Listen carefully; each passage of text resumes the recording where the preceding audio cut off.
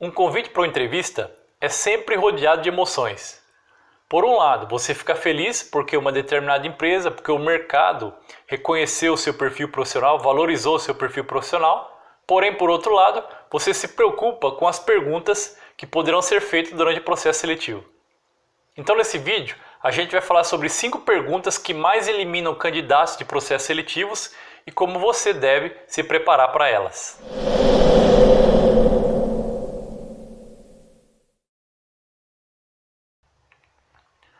Nunca há uma resposta certa ou exata para determinadas perguntas. O que você deve fazer é basicamente dar uma resposta coerente com o seu perfil profissional que esteja ligado àquela vaga. Simples assim. Vamos lá. Primeira pergunta: por que você saiu do seu último emprego? Para ficar claro, vamos simplificar dividindo em tópicos. A. Observe se a empresa que você trabalhava faliu ou está em crise. Parece óbvio, mas muitas pessoas se esquecem o motivo pelo qual elas saíram. De repente a empresa estava em crise, de repente a empresa faliu, ou seja, ela tem uma resposta pronta para essa pergunta, simples.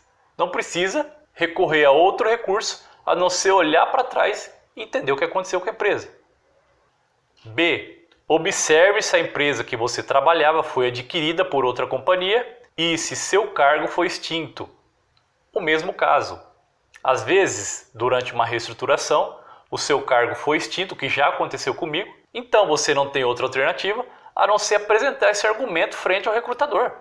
No meu caso, a minha função foi dividida em duas, ou seja, o meu departamento sumiu. Isso já aconteceu uma vez comigo. Então, caso isso seja o seu caso, só apresente isso frente ao recrutador, nada mais.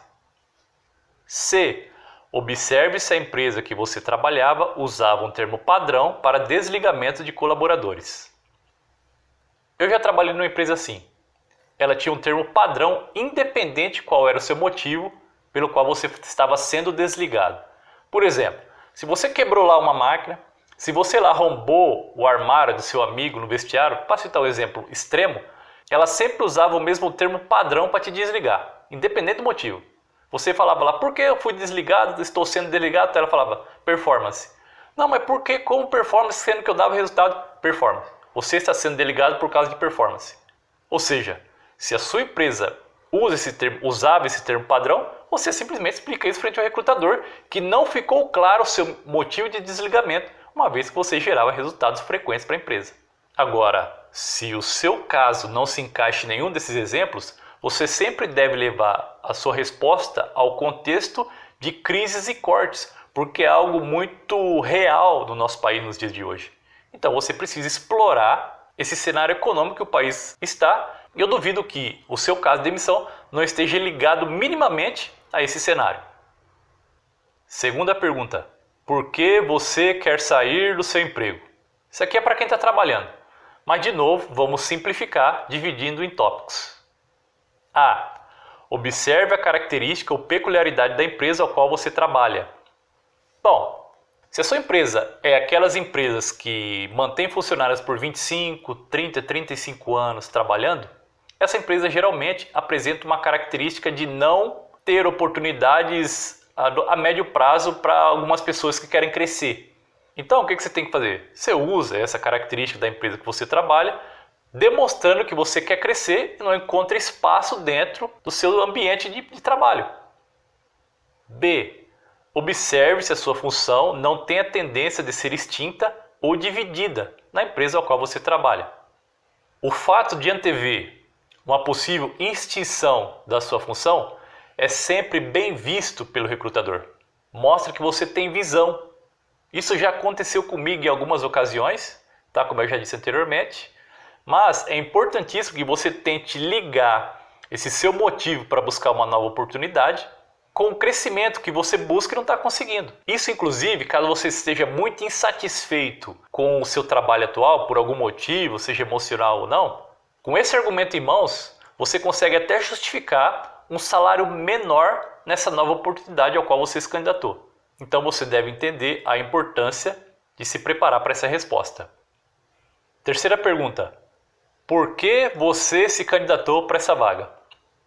Olha, De 10 a cada entrevista que eu fiz, em 8 me fizeram essa pergunta. Mas é simples, é hora que você deve demonstrar entusiasmo pela vaga. Mas vamos simplificar de novo, dividindo em tópicos.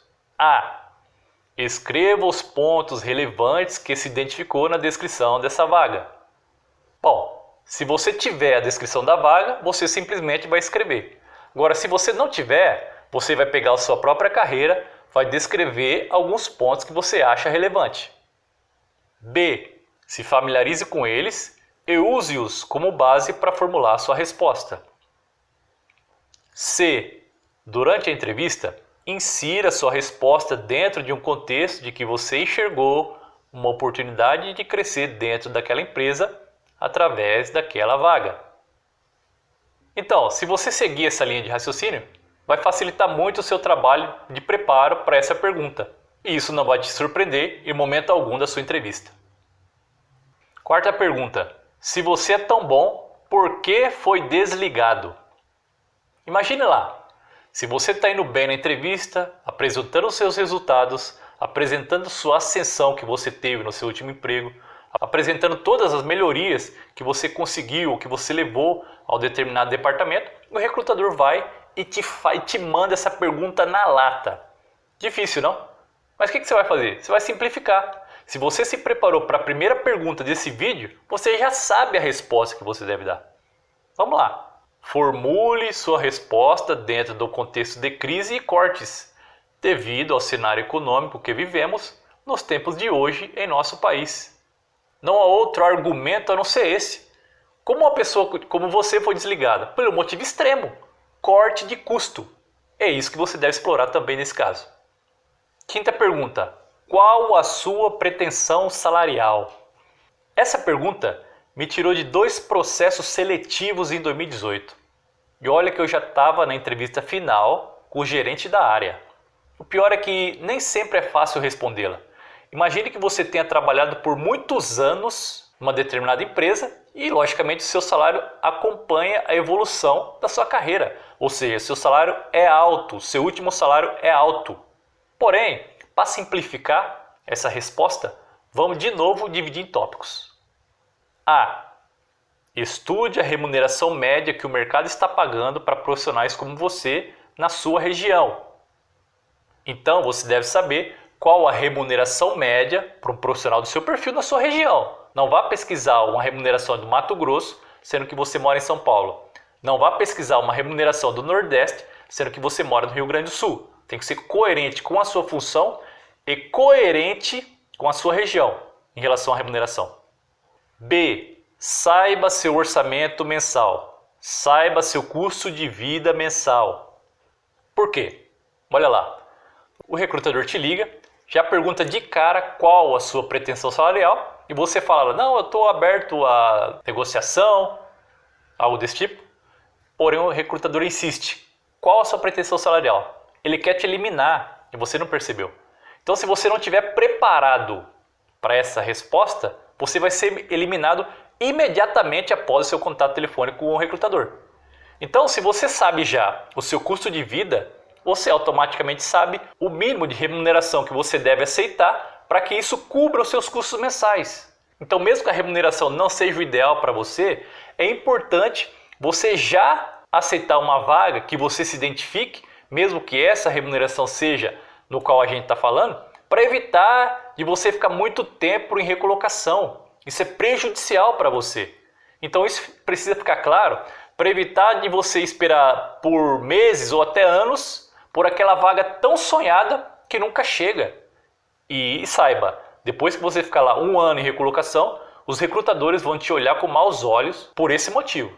Então é imprescindível que você siga essa recomendação para formular o mínimo que você vai vender o seu serviço para a empresa. Basicamente é isso, né? E também, mesmo que você esteja trabalhando numa função que você gostaria, mas com uma remuneração baixa, uma vez trabalhando, você consegue aos poucos se organizar e buscar uma nova recolocação com mais tranquilidade.